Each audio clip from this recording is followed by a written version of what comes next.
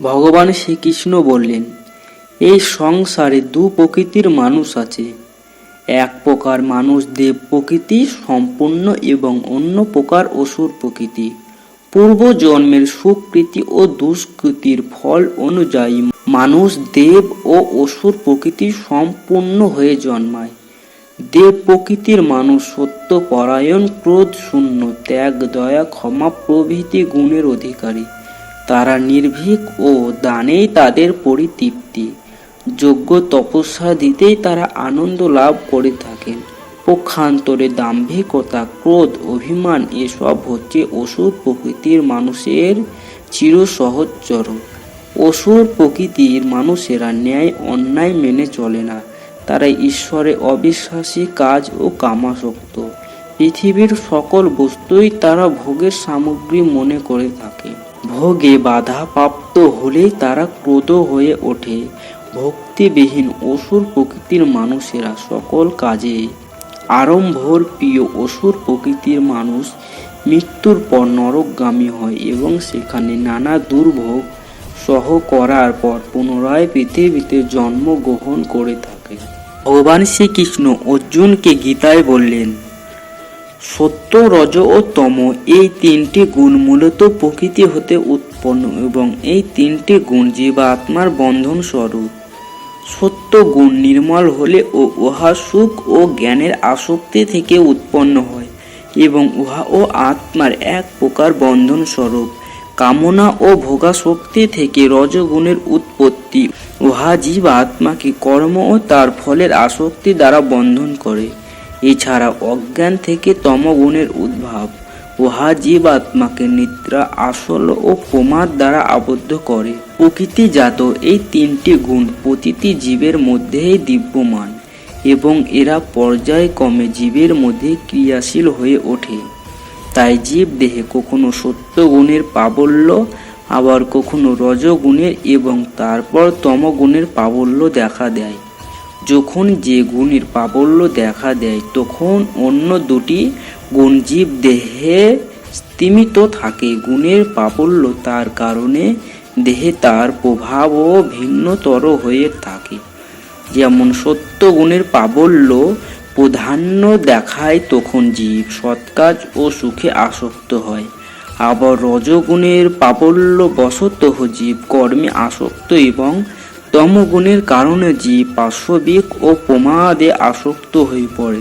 কিন্তু মোক্ষ লাভ বা ব্রহ্ম প্রাপ্তির জন্য জীবকে অবশ্যই এই তিন গুণের ঊর্ধ্বে উঠতে হবে। পরমেশ্বর ভগবান ত্রিগুণাতীত, সে কারণে গুণাতীত ঈশ্বরকে পেতে হলে বা মোক্ষ লাভ করতে হলে মানবকে অবশ্যই এই তিন গুণের অতীত অবস্থায় উন্নীত হতে হবে। সেটাই জীবের সাধনার চরম ও পরম প্রাপ্তি। এইভাবে ভগবান শ্রীকৃষ্ণ অর্জুনকে উপদেশ দান করেছেন।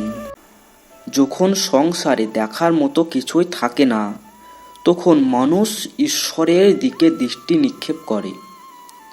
যদি কোনো অঘটনার মানুষ ভয় প্রাপ্ত হয় তবে তার পরাজয় হয়, আর যে মানুষ সব হারিয়ে ও শান্ত আর একাগ্র থাকে সেই জয়ী হয়। বাস্তবে না পরিচয় মানুষের দেহের সাথে যুক্ত থাকে না, তো সম্পর্কের ভিত্তি তার দেহের সাথে যুক্ত থাকে। মানুষের স্বভাব, তার আচরণ আর তার কার্যই তার পরিচয়। দান তাকেই বলে যাতে দানি হারায় আর যাচক প্রাপ্তি লাভ করে, কিন্তু বলিদান সেটাই হয় যা দানি দেয় আর সমস্ত জগৎ প্রাপ্ত করে। সময় কখনো মানুষের নির্দিষ্ট পথে চলে না। মনুষ্যকে সময়ের নির্দিষ্ট পথে চলতে হয়। ধর্মের উপদেশ দেওয়া যায়, কিন্তু আদেশ কিছুতেই দেওয়া যায় না। সকলকে নিজের ধর্ম স্বয়ং নিশ্চিত করতে হয়। মনুষ্য এই ভ্রমে থাকে যে সকল নির্ণয় সে স্বয়ং করছে, কিন্তু চোখে আবেগের বৈকুণ্ঠ বেঁধে যারা আছে তারা স্বয়ং নির্ণয় কি করতে পারে? বাস্তবে সব নির্ণয় তিনিই করেন। অধিকতর আত্মা নিজের দেহকেই সব কিছু বলে গণ্য করে। স্বয়ং দেহ থেকে যে ভিন্ন তা জানতেই পারে না। না শরীরের যে দুঃখ সাধ গন্ধ আদির অনুভব হয় তাকেই নিজের অনুভব মেনে নেয় আর পরিবর্তনের প্রয়াসই করে না। যে আত্মা পরিবর্তনের প্রচেষ্টাই করে না, নিরন্তর অধর্ম করে চলে, তাকে জাগ্রত করার জন্য দণ্ড দেয়া অনিবার্য। তুমিও এটা জেনে নাও যে তুমিও কোনো শরীর নও, কেবলমাত্র এক আত্মা। এই পৃথিবীতে পরিলক্ষিত সকল মনুষ্য তা নয় যা তুমি ওদের গণ্য করছো। কিছু সময়ের জন্য এরা শরীরে বসবাস করছে মাত্র। এদের শরীরের মৃত্যু হবে, কিন্তু এরা সবাই অমর। সে পুনরায় নতুন শরীর ধারণ করবে।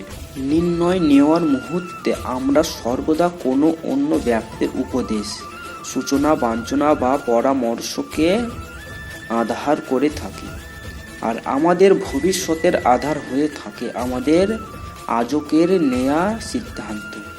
তাহলে কি আমাদের ভবিষ্যৎ অন্য ব্যক্তির পরামর্শ, কোনো অন্য ব্যক্তির দেওয়া উপদেশের ফল? তবে কি আমাদের সম্পূর্ণ জীবন কোনো অন্য ব্যক্তির বুদ্ধির পরিণাম? আমরা কি কখনো বিচার করেছি? সবাই জানে যে ভিন্ন ভিন্ন লোক একই পরিস্থিতিতে ভিন্ন ভিন্ন পরামর্শ দিয়ে থাকে। মন্দিরে দাঁড়ানো ভক্ত বলে দান করা উচিত, চোর বলে যদি সুযোগ পাইয়া যায় তবে এই মূর্তির গয়না চুরি করা উচিত, আর ধার্মিক হৃদয় ধার্মিক উপদেশ দিয়ে থাকে, আর অধর্ম ভরা হৃদয় অধর্মিক পরামর্শ দেয়। এই ধর্মময় উপদেশ পরামর্শ স্বীকার করলে মনুষ্য সুখের দিকে যায়, কিন্তু এই রকম পরামর্শ স্বীকার করার আগে স্বয়ং নিজের হৃদয়ে ধর্মকে স্থাপন করা কি অনেক বেশি জরুরি নয়? স্বয়ং বিচার করুন। মনুষ্যের সব সম্পর্কের আধার হলো প্রত্যাশা। পতি কেমন হবে যে আমার জীবন সুখ আর সুবিধার ভরে দেবে? পত্নী কেমন হবে যে সর্বদা আমার প্রতি সমর্পিত থাকবে? সন্তান কেমন হবে যে আমার সেবা করবে, আমার আদেশ মেনে চলবে? মনুষ্য প্রেম তাকেই দিতে পারে যে তার প্রত্যাশা পূরণ করতে পারে, আর প্রত্যাশার নিয়তি হচ্ছে ভঙ্গ হওয়া। কিভাবে? কারণ প্রবল ইচ্ছা থাকলেও কোনো মানুষ কারোর সকল প্রত্যাশা পূর্ণ করতে পারেন, আর তার থেকেই জন্ম নেয় সংঘর্ষ। সকল সম্পর্ক সংঘর্ষে পরিণত হয়ে যায়। কিন্তু মানুষ যদি প্রত্যাশাকে সম্পর্কের আধার না বানায় আর স্বীকার করে যে কেবল সম্পর্কই মূল আধার, তবে কি জীবন আপনা থেকে সুখ আর শান্তিতে ভরে যাবে না? স্বয়ং বিচার করুন। যখনই মানুষের জীবনে কোনো বিরূপ পরিস্থিতি আসে, মানুষ তখনই ঈশ্বরের কাছে প্রার্থনা করে, ঈশ্বরের সম্মুখে নিমিত্ত করে যেন সে পরিস্থিতি থেকে নিস্তার পায়। কিন্তু এই প্রার্থনার বাস্তবিক রূপ কেমন হয় সেটা কি আমরা কখনো বিবেচনা করেছি? প্রার্থনার অর্থ হলো নিজের সমস্ত আকাঙ্ক্ষা, সমস্ত চিন্তা, সমস্ত সংকল্প, সমস্ত পরিকল্পনা ঈশ্বরের চরণে দান করা। অর্থাৎ নিজের কর্মের ফল কি হবে সেই নিয়ে চিন্তা না করে ধর্মের অনুরূপ কর্ম করা। ঈশ্বরের পরিকল্পনাকে নিয়তি বলে মেনে নেওয়া, সেটাই তো প্রার্থনা, তাই না? কিন্তু ঈশ্বরের সমস্ত পরিকল্পনা বোঝাটা সম্ভব কি? সেসব পরিকল্পনা তো আমাদের কর্মের পরিণাম স্বরূপ প্রকাশ পায় সর্বদা। কিন্তু যদি কেউ সর্বকর্মকে ত্যাগ করে, সেটা কি প্রকৃত প্রার্থনা? বাস্তবে কর্মই জীবন, আর ফলের প্রতি মোহ না করাই সত্যিকারের প্রার্থনা। যে প্রার্থনা কর্মের পথে বাধা হয়ে দাঁড়ায়, মনুষ্যকে কার্যই করতে দেয় না, সেটা প্রার্থনা না পরাজয়? স্বয়ং বিচার করুন। যখন নিজের কোনো ভালো কাজের বদলে দুঃখ লাভ হয়, অথবা কেউ দুঃখ কর্ম করে ও সুখ লাভ করে, তাহলে মন অবশ্যই এ ভাবতে বসে যে তাহলে ভালো কাজ করা, ধর্মের পথে চলার তাৎপর্যটা কি? কিন্তু দুরাত্মাকে কি ভোগ করিতে হয় সেটাও দেখুন। দুষ্কর যে কর্ম করে তার মন সর্বদা চঞ্চল থাকে, ব্যাকুল হতে থাকে। মনে সর্বদা নতুন নতুন সংঘর্ষ উৎপন্ন হয়। অবিশ্বাস তাকে সারা জীবন ছোটাতে থাকে। একে কি সুখ বলে? যে ব্যক্তি ধর্মের পথে চলে সর্বদা সুকর্মে লিপ্ত থাকে, সৎ চরিত্রের অধিকারী, হৃদয় সর্বদা শান্ত থাকে, পরিস্থিতি তার জীবনের সুখের বাধা হয়ে দাঁড়ায় না, সমাজে তার সম্মান আর মনের সন্তোষ অক্ষেপ থাকে সর্বদা। অর্থাৎ ভালো ব্যবহার ভবিষ্যতে সুখের পথ দেখায় না, ভালো ব্যবহার নিজেই সুখ দেয়। অপরদিকে দুর্ব্যবহার ভবিষ্যতে দুঃখের পথ দেখায় না, অধর্ম সেই মুহূর্তে দুঃখকে উৎপন্ন করে। ধর্ম থেকে সুখ পাওয়া যায় না, ধর্মই স্বয়ং সুখ। ভবিষ্যৎ তো প্রতিদিন প্রতিক্ষণে নির্মিত হয়। ভবিষ্যৎ যে কিছু নয়, মানুষের আজকের নির্ণয় ও কর্মের পরিণাম আগামীর ভবিষ্যৎ। আপনি যদি আজও কোনো নির্ণয় করে সন্তোষ বোধ করেন, তবে বিশ্বাস রাখুন ভবিষ্যতে অবশ্যই তার থেকে সুখ লাভ হবে। যে সাধু থেকে মুক্তি পাওয়ার জন্য আহারকেই ত্যাগ করে, বাস্তবে তার মন থেকে স্বাদের লালসা কখনোই যায় না। তার দু প্রকারের হানি হয়। প্রথমত, সে দুর্বল হয়ে পড়ে, যার কারণে পরমাত্মাকে প্রাপ্ত করার জন্য যে প্রচেষ্টা অনিবার্য তা সে করতে সক্ষম হয় না। আর দ্বিতীয়ত, সর্বদা তার মন স্বাদ গ্রহণের লালসায় পূর্ণ থাকে। এই হেতু আহার ত্যাগের চাইতে উত্তম কার্য স্বাদ গ্রহণের লালসাকে ত্যাগ করে ফেলা। কর্মযোগী নিজের মনের সমস্ত লালসাকে নিষ্কণ্ঠ করে জীবনকে কর্তব্য মনে করে কার্য অবশ্যই করে, সেই কার্যে আবদ্ধ হয় না। অর্থাৎ যে ব্যক্তি নিজের কার্য থেকে আশা বা আকাঙ্ক্ষা রাখে না, তারাই কার্য পূর্ণ করতে পারে। অর্জুন ভগবানের কাছে জানতে চাইলেন যে সন্ন্যাস ও ত্যাগের মধ্যে প্রভেদ কি। তদুত্তরে ভগবান শ্রীকৃষ্ণ বললেন, কাম্য কর্মের ত্যাগকে সন্ন্যাস বলে, আর সকল কর্মের আকাঙ্ক্ষা বর্জনকে ত্যাগ বলা হয়। এক্ষেত্রে কাম্য কর্মের ত্যাগ বলতে বোঝানো হয়েছে যে সকল কাজের সাথে কামনা যুক্ত আছে সেসব কাজকে পরিত্যাগ করতে হবে। সন্ন্যাসীগণ কামনা যুক্ত কোনো কর্মের অনুষ্ঠান করেন না, কিন্তু ভগবানের পিতার্থে যা ফলকাঙ্ক্ষা বর্জনকে নির্দেশ করে থাকে। পক্ষান্তরে বলতে গেলে ত্যাগ ও সন্ন্যাস শব্দ দুইয়ের মামর্ত অভিন্ন। কেউ কেউ সংসারের কাজকর্ম পরিত্যাগ করাকেই সন্ন্যাস বলে থাকেন। এটা সঠিক নয়, কারণ দেহি মাত্রই কর্ম করতে হয়। কামনা শূন্যভাবে এবং কর্তব্যবোধে কর্ম সম্পাদনে কোনো দোষ নেই। নির্লিপ্তভাবে কৃত কর্ম কখনো কর্তাকে কর্মবন্ধনে আবদ্ধ করে না, বরং সে কর্ম ভগবানকে আরাধনা করার সমতুল্য। ভগবান শ্রীকৃষ্ণ আরও বললেন, পৃথিবীতে এমন কোনো কর্ম নয় যে সম্পূর্ণ দোষহীন। কর্ম করতে গেলে কিছু দোষ ত্রুটি হতে পারে, তাই বলে স্বধর্মজাত কর্ম কখনো পরিত্যাজ্য নয়। দোষ বা ত্রুটিযুক্ত স্বধর্ম পালন করা অপেক্ষাকৃত দোষহীনভাবে পরধর্ম পালন অপেক্ষা উৎকৃষ্টতর। প্রকৃতপক্ষে সকল কর্মের ফল ভগবানে অর্পণ পূর্বক আসক্তিহীন হয়ে কর্তব্য অর্থে কর্ম করে যাওয়াই শ্রেয়।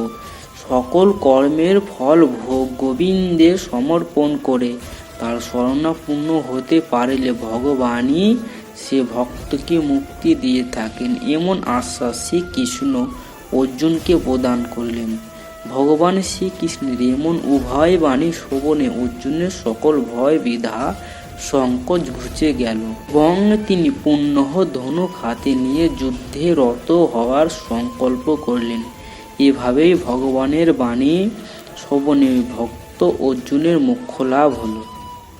পরমেশ্বর ভগবান বললেন, হে মহাবাহু, পুনরায় শ্রবণ করো।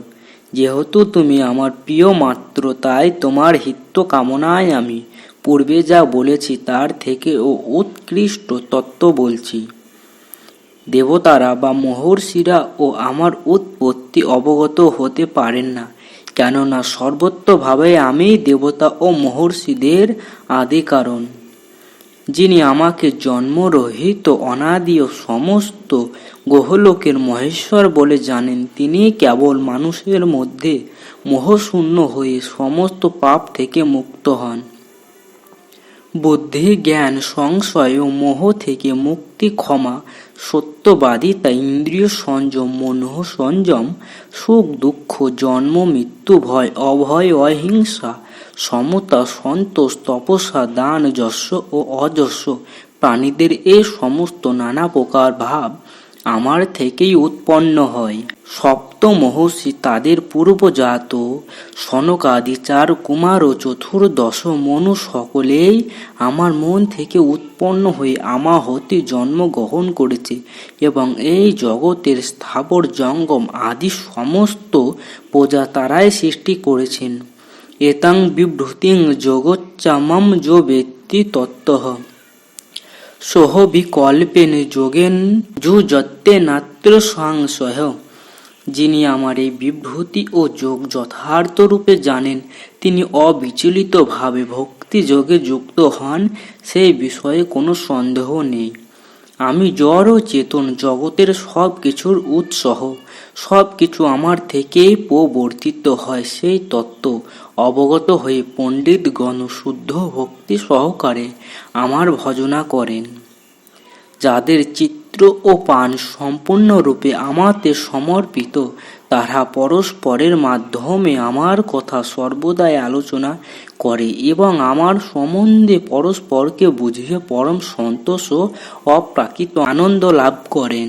যারা ভক্তি ও যোগ দ্বারা প্রীতিপূর্বক আমার ভজনা করে নিত্যযুক্ত, আমি তাদের শুদ্ধ জ্ঞানজনিত বুদ্ধি যোগ দান করি, যার দ্বারা তারা আমার কাছে ফিরে আসতে পারেন।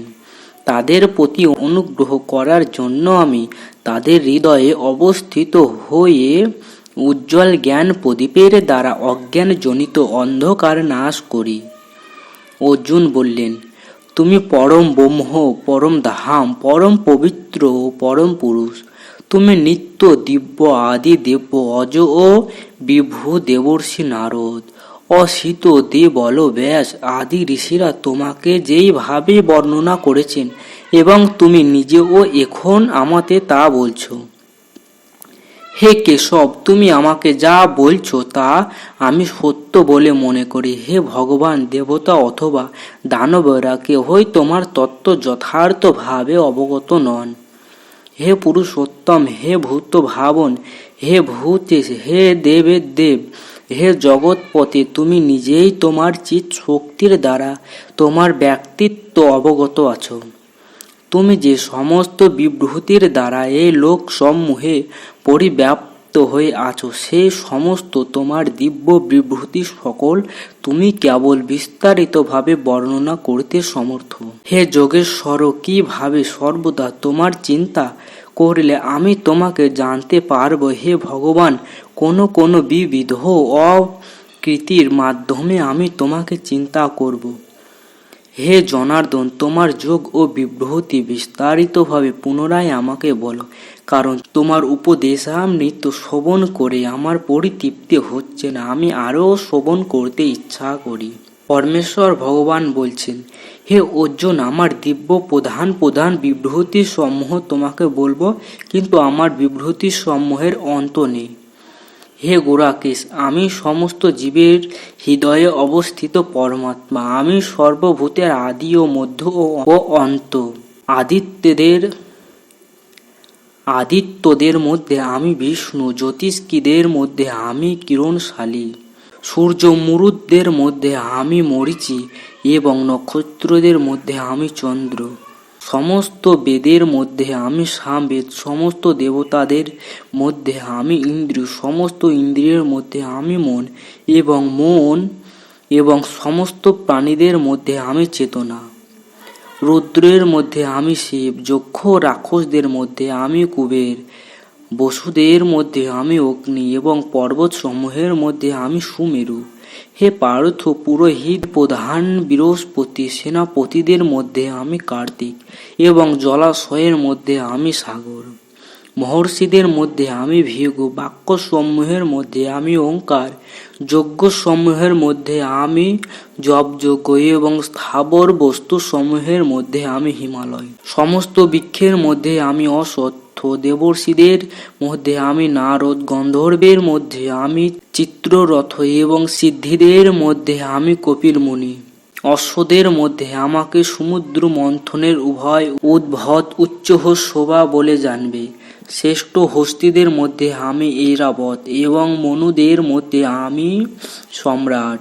সমস্ত অস্ত্রের মধ্যে আমি বজ্র, গাভীদের মধ্যে আমি কামধেনু, সন্তান উৎপাদনের কারণ আমি কামদেবী এবং সর্পদের মধ্যে আমি বাসুকী। সমস্ত নাগেদের মধ্যে আমি অনন্ত এবং জলাচরের মধ্যে আমি বরুণ। পিতৃদের মধ্যে আমি অজমা এবং দণ্ডদাতাদের মধ্যে আমি যম। দৈত্যদের মধ্যে আমি প্রহ্লাদ, বাসুকীদের মধ্যে আমি কাল, পশুদের মধ্যে আমি সিংহ এবং পক্ষীদের মধ্যে আমি গরুড়। পবিত্রকারী বস্তুদের মধ্যে আমি বায়ু, অস্ত্রধারীদের মধ্যে আমি পরশুরাম, মৎস্যদের মধ্যে আমি মকর এবং নদীসমূহের মধ্যে আমি গঙ্গা। হে অর্জুন, সমস্ত সৃষ্ট বস্তুর মধ্যে আমি আদি অন্ত মধ্য, সমস্ত বিদ্যার মধ্যে আমি আধ্যাত্ম বিদ্যা এবং তার্কিকদের বাদ, জল্প ও বিদ্বতার মধ্যে আমি সিদ্ধান্তবাদ। সমস্ত অক্ষরের মধ্যে আমি আকার, সমাজসমূহের মধ্যে আমি দণ্ড, সমাজ সংহারকারীদের মধ্যে আমি মহাকাল, রুদ্র এবং স্রষ্টাদের মধ্যে আমি ব্রহ্মা। সমস্ত হরণকারীদের মধ্যে আমি স্বর্গগ্রাসী, মৃত্যু ভাবিকালের বস্তুসমূহের মধ্যে আমি উদ্ভব, নারীদের মধ্যে আমি কীর্তি, বাণী, স্মৃতি, ধেমা, ধৃতীয়, ক্ষমা।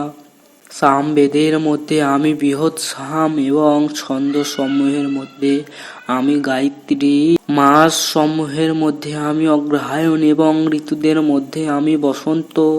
সমস্ত বাঞ্ছনাকারীদের মধ্যে আমি দ্রুতক্রিয়া এবং তেজস্বীদের মধ্যে আমি তেজ। আমি বিজয়, আমি উদ্যম এবং বলবানদের মধ্যে আমি বল। বিষ্ণুদের মধ্যে আমি বাসুদেব এবং পাণ্ডবদের মধ্যে আমি অর্জুন। মণিদের মধ্যে আমি ব্যাস এবং কবিদের মধ্যে আমি শুক্রাচার্য।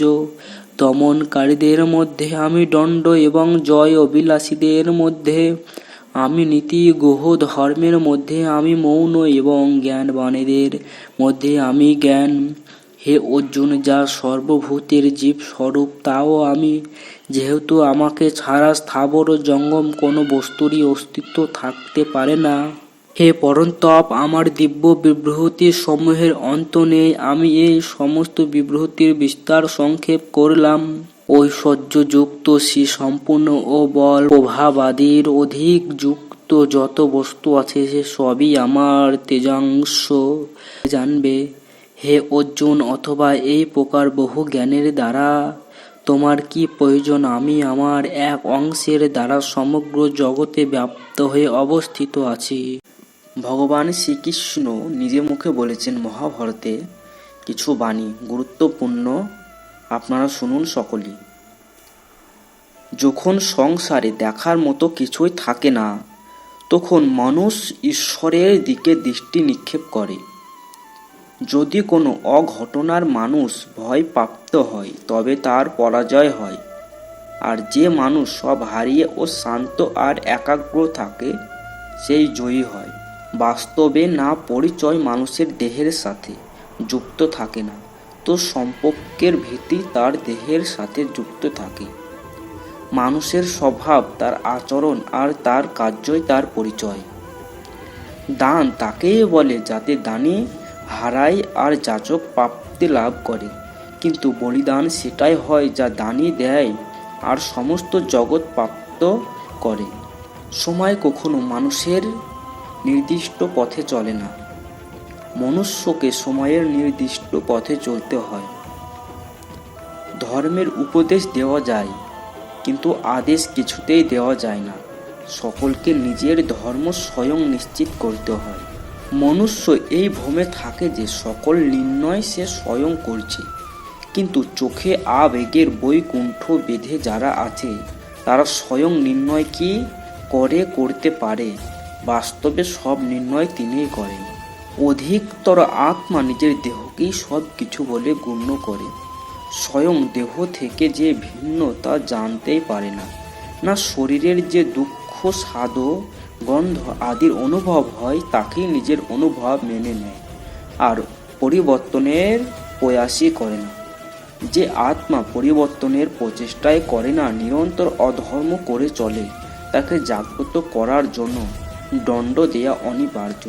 তুমিও এটা জেনে নাও যে তুমিও কোনো শরীর নও, কেবলমাত্র এক আত্মা।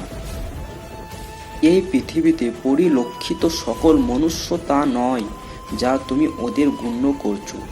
কিছু সময়ের জন্য এরা শরীরে বসবাস করছে মাত্র। এদের শরীরের মৃত্যু হবে, কিন্তু এরা সবাই অমর। সে পুনরায় নতুন শরীর ধারণ করবে। নির্ণয় নেওয়ার মুহূর্তে আমরা সর্বদা কোনো অন্য ব্যক্তির উপদেশ, সূচনা, বাঞ্ছনা বা পরামর্শকে আধার করে থাকি, আর আমাদের ভবিষ্যতের আধার হয়ে থাকে আমাদের আজকের নেয়া সিদ্ধান্ত। তাহলে কি আমাদের ভবিষ্যৎ অন্য ব্যক্তির পরামর্শ, কোনো অন্য ব্যক্তির দেওয়া উপদেশের ফল? তবে কি আমাদের সম্পূর্ণ জীবন কোনো অন্য ব্যক্তির বুদ্ধির পরিণাম? আমরা কি কখনো বিচার করেছি? সবাই জানে যে ভিন্ন ভিন্ন লোক একই পরিস্থিতিতে ভিন্ন ভিন্ন পরামর্শ দিয়ে থাকে। মন্দিরে দাঁড়ানো ভক্ত বলে দান করা উচিত, চোর বলে যদি সুযোগ পাইয়া যায় তবে এই মূর্তির গয়না চুরি করা উচিত, আর ধার্মিক হৃদয় ধার্মিক উপদেশ দিয়ে থাকে, আর অধর্ম ভরা হৃদয় অধর্মিক পরামর্শ দেয়। এই ধর্মময় উপদেশ পরামর্শ স্বীকার করলে মনুষ্য সুখের দিকে যায়, কিন্তু এই রকম পরামর্শ স্বীকার করার আগে স্বয়ং নিজের হৃদয়ে ধর্মকে স্থাপন করা কি অনেক বেশি জরুরি নয়? স্বয়ং বিচার করুন। মনুষ্যের সব সম্পর্কের আধার হলো প্রত্যাশা। পতি কেমন হবে যে আমার জীবন সুখ আর সুবিধার ভরে দেবে? পত্নী কেমন হবে যে সর্বদা আমার প্রতি সমর্পিত থাকবে? সন্তান কেমন হবে যে আমার সেবা করবে, আমার আদেশ মেনে চলবে? মনুষ্য প্রেম তাকেই দিতে পারে যে তার প্রত্যাশা পূরণ করতে পারে, আর প্রত্যাশার নিয়তি হচ্ছে ভঙ্গ হওয়া। কিভাবে? কারণ প্রবল ইচ্ছা থাকলেও কোনো মানুষ কারোর সকল প্রত্যাশা পূর্ণ করতে পারেন, আর তার থেকেই জন্ম নেয় সংঘর্ষ। সকল সম্পর্ক সংঘর্ষে পরিণত হয়ে যায়। কিন্তু মানুষ যদি প্রত্যাশাকে সম্পর্কের আধার না বানায় আর স্বীকার করে যে কেবল সম্পর্কই মূল আধার, তবে কি জীবন আপনা থেকে সুখ আর শান্তিতে ভরে যাবে না? স্বয়ং বিচার করুন। যখনই মানুষের জীবনে কোনো বিরূপ পরিস্থিতি আসে, মানুষ তখনই ঈশ্বরের কাছে প্রার্থনা করে, ঈশ্বরের সম্মুখে নিমিত্ত করে যেন সে পরিস্থিতি থেকে নিস্তার পায়। কিন্তু এই প্রার্থনার বাস্তবিক রূপ কেমন হয় সেটা কি আমরা কখনো বিবেচনা করেছি? প্রার্থনার অর্থ হলো নিজের সমস্ত আকাঙ্ক্ষা, সমস্ত চিন্তা, সমস্ত সংকল্প, সমস্ত পরিকল্পনা ঈশ্বরের চরণে দান করা। অর্থাৎ নিজের কর্মের ফল কি হবে সেই নিয়ে চিন্তা না করে ধর্মের অনুরূপ কর্ম করা। ঈশ্বরের পরিকল্পনাকে নিয়তি বলে মেনে নেওয়া, সেটাই তো প্রার্থনা, তাই না? কিন্তু ঈশ্বরের সমস্ত পরিকল্পনা বোঝাটা সম্ভব কি? সেসব পরিকল্পনা তো আমাদের কর্মের পরিণাম স্বরূপ প্রকাশ পায় সর্বদা। কিন্তু যদি কেউ সর্বকর্মকে ত্যাগ করে, সেটা কি প্রকৃত প্রার্থনা?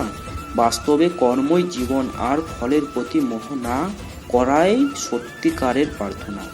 যে প্রার্থনা কর্মের পথে বাধা হয়ে দাঁড়ায়, মনুষ্যকে কার্যই করতে দেয় না, সেটা প্রার্থনা না পরাজয়? স্বয়ং বিচার করুন। যখন নিজের কোনো ভালো কাজের বদলে দুঃখ লাভ হয়, অথবা কেউ দুঃখ কর্ম করে ও সুখ লাভ করে, তাহলে মন অবশ্যই এ ভাবতে বসে যে তাহলে ভালো কাজ করা, ধর্মের পথে চলার তাৎপর্যটা কি? কিন্তু দুরাত্মাকে কি ভোগ করিতে হয় সেটাও দেখুন। দুষ্কর যে কর্ম করে তার মন সর্বদা চঞ্চল থাকে, ব্যাকুল হতে থাকে। মনে সর্বদা নতুন নতুন সংঘর্ষ উৎপন্ন হয়। অবিশ্বাস তাকে সারা জীবন ছোটাতে থাকে। একে কি সুখ বলে? যে ব্যক্তি ধর্মের পথে চলে, সর্বদা সুকর্মে লিপ্ত থাকে, সৎ চরিত্রের অধিকারী, হৃদয় সর্বদা শান্ত থাকে। পরিস্থিতি তার জীবনের সুখের বাধা হয়ে দাঁড়ায় না। সমাজে তার সম্মান আর মনের সন্তোষ অক্ষেপ থাকে সর্বদা। অর্থাৎ ভালো ব্যবহার ভবিষ্যতে সুখের পথ দেখায় না, ভালো ব্যবহার নিজেই সুখ দেয়। অপরদিকে দুর্ব্যবহার ভবিষ্যতে দুঃখের পথ দেখায় না। অধর্ম সেই মুহূর্তে দুঃখকে উৎপন্ন করে। ধর্ম থেকে সুখ পাওয়া যায় না, ধর্মই স্বয়ং সুখ। ভবিষ্যৎ তো প্রতিদিন প্রতিক্ষণে নির্মিত হয়। ভবিষ্যৎ যে কিছু নয়, মানুষের আজকের নির্ণয় ও কর্মের পরিণাম আগামীর ভবিষ্যৎ। আপনি যদি আজও কোনো নির্ণয় করে সন্তোষ বোধ করেন, তবে বিশ্বাস রাখুন ভবিষ্যতে অবশ্যই তার থেকে সুখ লাভ হবে। যে সাধু থেকে মুক্তি পাওয়ার জন্য আহারকেই ত্যাগ করে, বাস্তবে তার মন থেকে স্বাদের লালসা কখনোই যায় না। তার দু প্রকারের হানি হয়। প্রথমত, সে দুর্বল হয়ে পড়ে, যার কারণে পরমাত্মাকে প্রাপ্ত করার জন্য যে প্রচেষ্টা অনিবার্য তা সে করতে সক্ষম হয় না। আর দ্বিতীয়ত, সর্বদা তার মন স্বাদ গ্রহণের লালসায় পূর্ণ থাকে। এই হেতু আহার ত্যাগের চাইতে উত্তম কার্য স্বাদ গ্রহণের লালসাকে ত্যাগ করে ফেলা। কর্মযোগী নিজের মনের সমস্ত লালসাকে নিষ্কণ্ঠ করে জীবনকে কর্তব্য মনে করে কার্য অবশ্যই করে। সেই কার্যে আবদ্ধ হয় না। অর্থাৎ যে ব্যক্তি নিজের কার্য থেকে আশা বা আকাঙ্ক্ষা রাখে না, তারাই কার্য পূর্ণ করতে পারে। প্রথম অধ্যায়ে অর্জুন বিষাদ যোগ 46টি শ্লোক বিশিষ্ট গীতার প্রথম অধ্যায়টি অর্জুন বিষাদ যোগ নামে পরিচিত। এ অধ্যায়ে অর্জুনের বিষাদ এই মূল প্রতিপাদ্য বিষয়। অধ্যায়টি শুরু হয়েছে মহারাজ ধৃতরাষ্ট্রর উক্তি দিয়ে এবং শেষ হয়েছে তার মন্ত্রী সঞ্জয়ের উক্তি দিয়ে। এ অধ্যায়ে তৃতীয় পাণ্ডব মহাবীর অর্জুনের উক্তির মাধ্যমে ব্যক্ত তার বিষাদী মূল সুর। প্রসঙ্গগত উল্লেখ যে গীতার সকল কথাই ধৃতরাষ্ট্রের সমীপে বিবৃত করা হয়।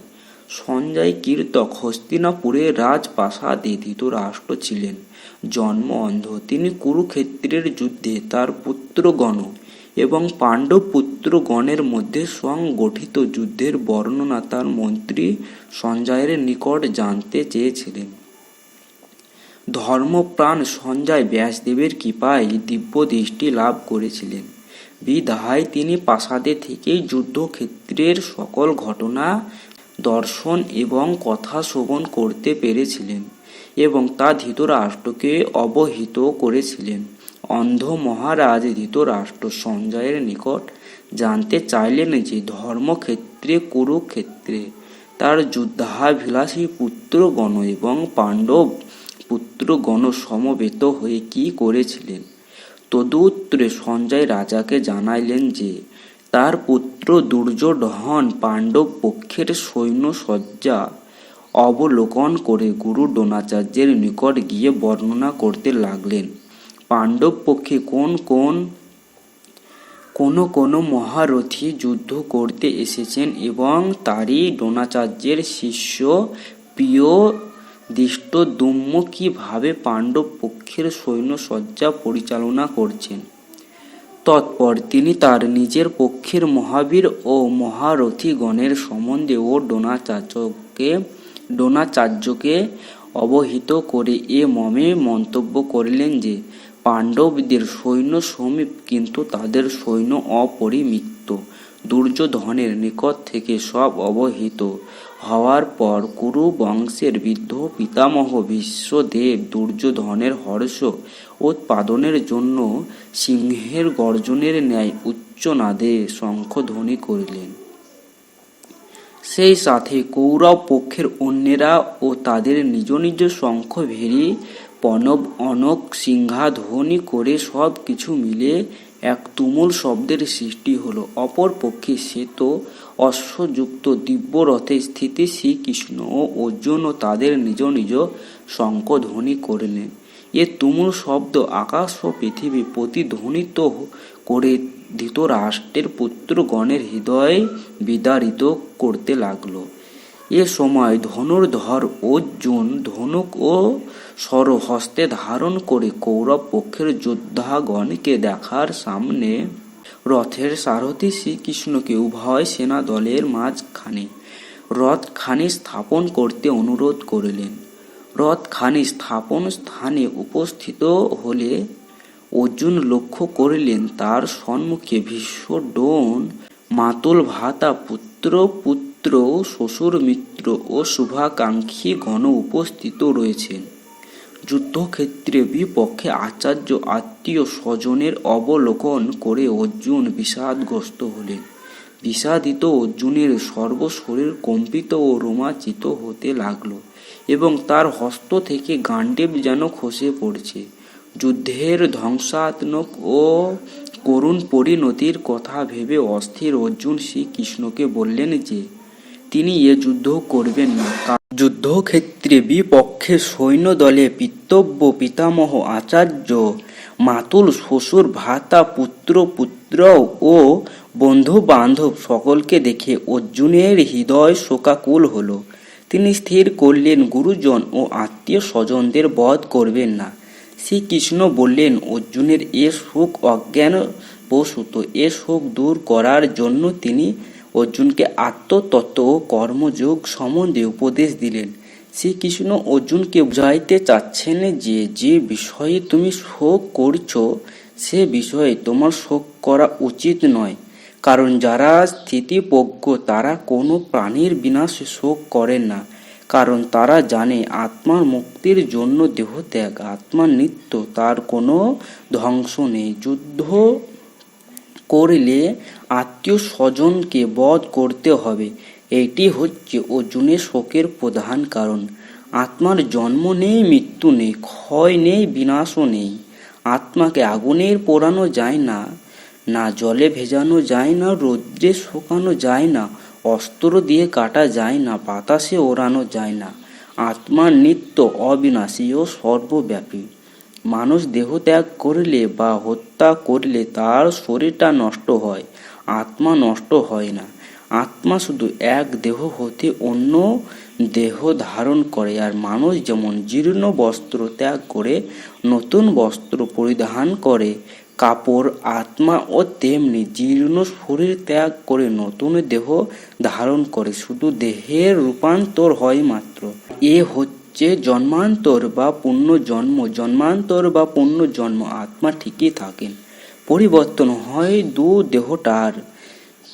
দেহ নশ্বর, এক বিনাশ অসম্ভবামি। পূর্বজন্মে ও পূর্বজন্মের বৃত্তান্ত সকলে বুঝতে পারেন না, বর্তমান জন্মের কথা কিন্তু সকলেই বুঝতে পারে।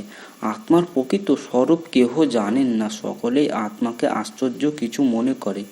এ হচ্ছে আত্মতত্ত্ব। দেহ নশ্বর ও আত্মা অবিনাশী, এটাই আত্মতত্ত্বের মূল কথা। কর্ম দুই প্রকার, সকাম কর্ম ও নিষ্কাম কর্ম।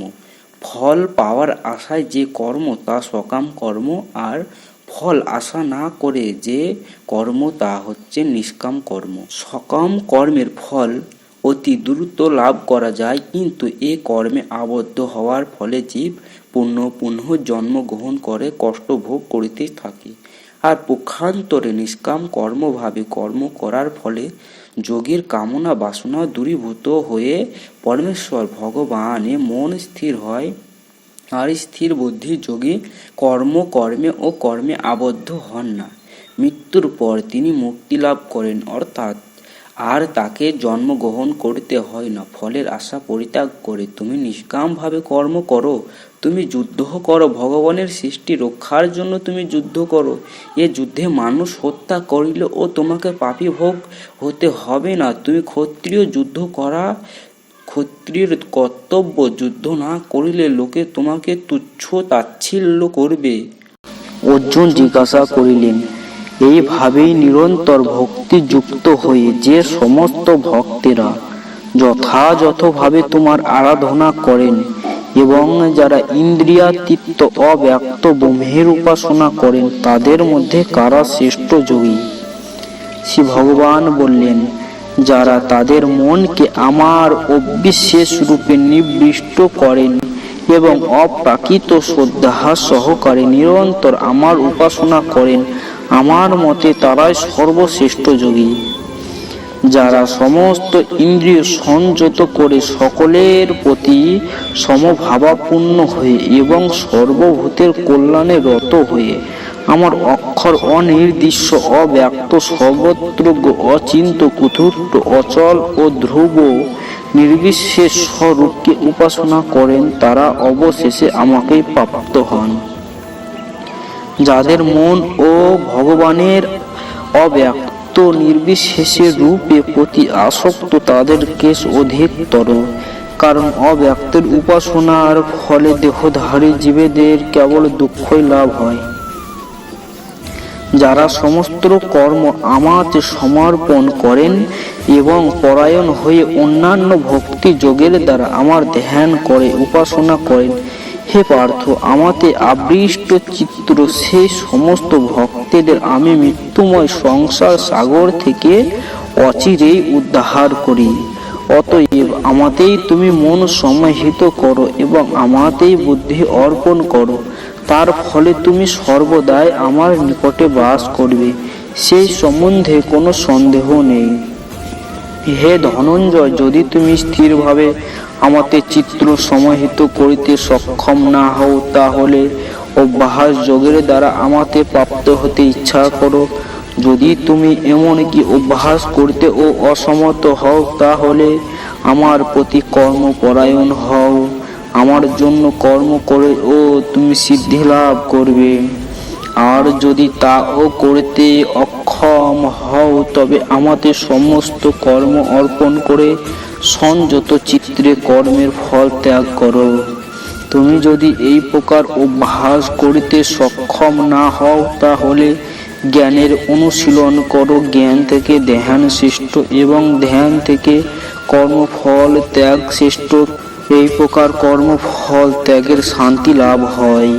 যিনি সমস্ত জীবের প্রতি দেশশূন্য বন্ধু ভাবাপূর্ণ, কৃপালু, মমত্ব বুদ্ধি শূন্য, নিরহংকার, সুখে ও দুঃখের সময় সমভাবাপূর্ণ, ক্ষমাশীল, সর্বদা সন্তুষ্ট, সর্বদা ভক্তি যোগে যুক্ত, সংযত স্বভাব, দৃঢ় সংকল্প যুক্ত এবং যার মন ও বুদ্ধি সর্বদা আমাতে অর্পিত, তিনি আমার প্রিয় ভক্ত। যার থেকে কেহ উদ্রেক প্রাপ্ত হয় না, যিনি কারো দ্বারা উদ্রেক প্রাপ্ত হন না এবং যিনি হর্ষ, ক্রোধ, ভয়, উদ্রেক থেকে মুক্ত, তিনি আমার অত্যন্ত প্রিয়। যিনি নিরপেক্ষ, সূচি, দক্ষ, উদাসীন, উদ্রেক শূন্য এবং সমস্ত কর্মের ফল ত্যাগী, তিনি আমার প্রিয় ভক্ত।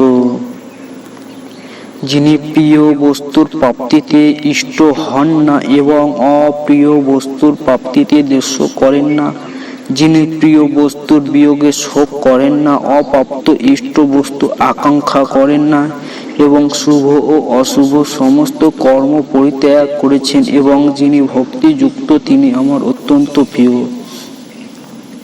যিনি শত্রু ও মিত্রের প্রতি সমবুদ্ধি, যিনি সম্মানে ও অপমানে, শীতে ও গরমে, সুখে ও দুঃখে এবং নিন্দা ও স্তুতিতে সমভাবাপন্ন, যিনি কুসঙ্গ বর্জিত, সংযত, বাগ যত কিঞ্চিত লাভে সন্তুষ্ট, গৃহ শক্তি শূন্য এবং যিনি স্থির বুদ্ধি ও আমার প্রেমময়ী সেবায় যুক্ত, সেই রকম ব্যক্তি আমার অত্যন্ত প্রিয়।